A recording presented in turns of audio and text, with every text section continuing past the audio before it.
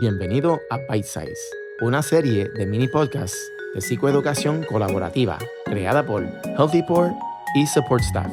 En caso de que no haya oído hablar de nosotros, nuestras organizaciones fueron creadas por la industria de la hospitalidad para la hospitalidad y están trabajando activamente para aumentar el conocimiento y la conciencia sobre la salud mental en la industria. Si desea llevar su aprendizaje un paso más allá, consulte el glosario de términos y sugerencias que tenemos disponible en www.pleasehustleresponsibly.org. Y gracias a la Restaurant Workers Community Foundation por apoyar esta serie.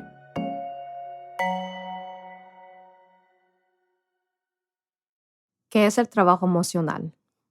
Hola a todos, bienvenidos a Bite Size.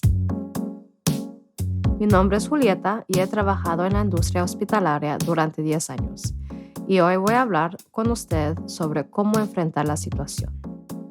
¿Qué es el trabajo emocional?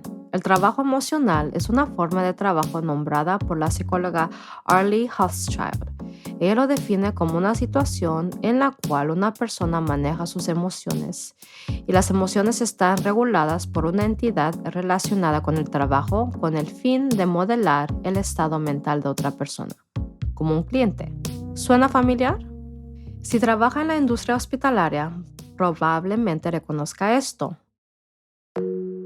Un ejemplo fácil es cuando tiene que poner una cara sonriente en una mesa a pesar de que la está pasando mal ese día o no anda alegre. Para desglosarlo un poco, el mesero o el gerente o quien sea tiene que regular sus emociones para hacer su trabajo. Se ha trabajado con estas expectativas de desempeño que deben presentarse a sí mismos y sus emociones de una manera específica, independientemente de cómo se sienta realmente.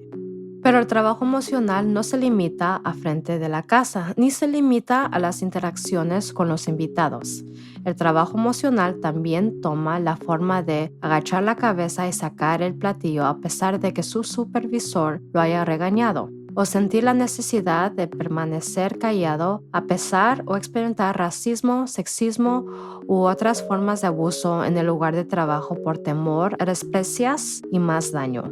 Nuevamente, es el acto de reprimir sus verdaderas emociones mientras evoca otras emociones porque su trabajo depende de ello.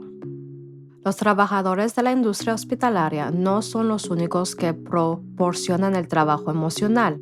Los estilistas, los asociados de servicio al cliente, los asistentes de vuelo, los maestros, los terapistas, los trabajadores de cuidado infantil son otros trabajos que requieren trabajo emocional.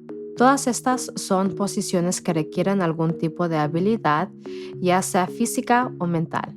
Además de acto de sentir un determinado sentimiento que implica evocar o reprimir emociones. Algunas posiciones o circunstancias requieren más trabajo emocional que otras, pero la distinción es que está escrito en el trabajo. El trabajo emocional tampoco se limita a poner una cara feliz cuando no está feliz. Algunos trabajos requieren que las personas sean duras, enojadas o a veces incluso crueles, aunque puedan sentir empatía o compasión por la persona por la que están regulando sus emociones. Ahora bien, esto es diferente al tener interacciones emocionales intensas con, digamos, un amigo o familiar. Usemos este ejemplo. Tiene un hermano que le llama cada 2 noches y le hace esta enorme descarga emocional que lo deja absolutamente agotado al final. Esta interacción es ciertamente agotadora emocionalmente. No se trata de un trabajo emocional. La diferencia es que esta interacción no es parte de su trabajo y su empleo no depende de ello. Sin embargo, acuérdese que este ejemplo porque volveremos a él. Ahora que sabemos qué es el trabajo emocional, hablemos de cómo nos afecta. La respuesta es, nos afecta bastante. La razón por la que muchos de nosotros nos vemos afectados negativamente por el trabajo emocional que estamos dando es porque no se nos enseña ni se nos capacita para protegernos a nosotros mismos cuando regulamos nuestras emociones de la manera que se nos exige.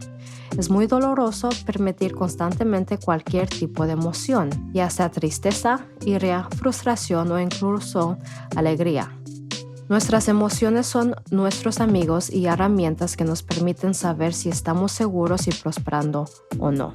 Todas las emociones son naturales, reales y válidas, y no es genial reprimirlas, no importa cuáles sean.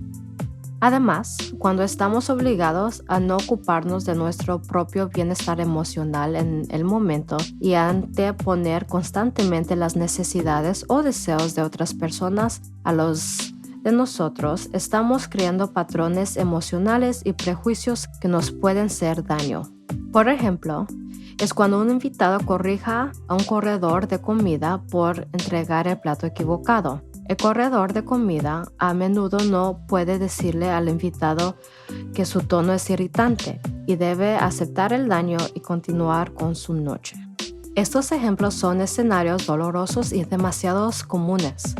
Además, no hay mucho espacio para que la gente procese estas experiencias preocupantes y la cultura de nuestra industria requiere que sigamos con la noche.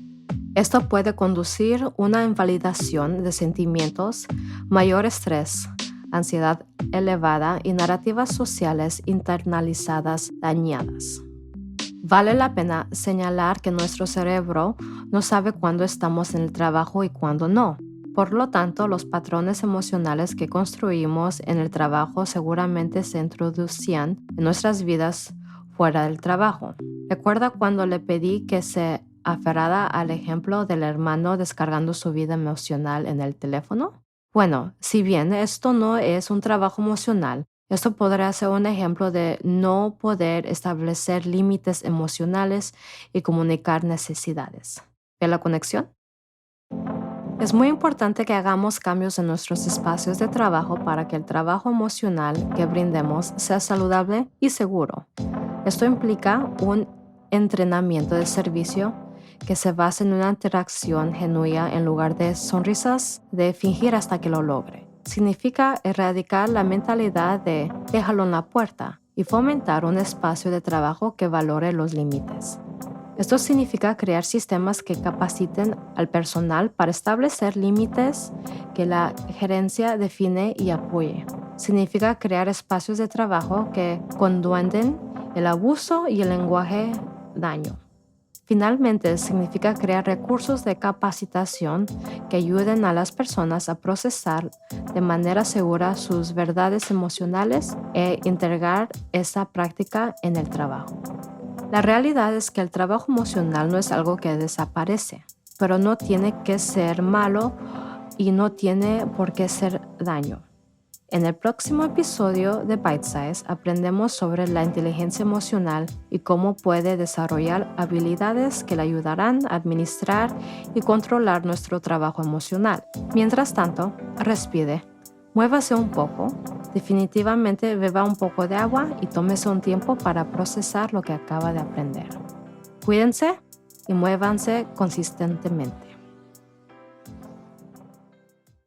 Gracias a nuestros donantes y al auspicio de Restaurant Workers Community Foundation por ayudarnos a hacer posible este episodio. Si desea apoyar a este podcast y otros programas nuestros, favor de considerar hacer una donación en www.pleasehustleresponsibly.org. Asegúrese de suscribirse y sintonizarnos la próxima vez para obtener más información sobre la salud mental.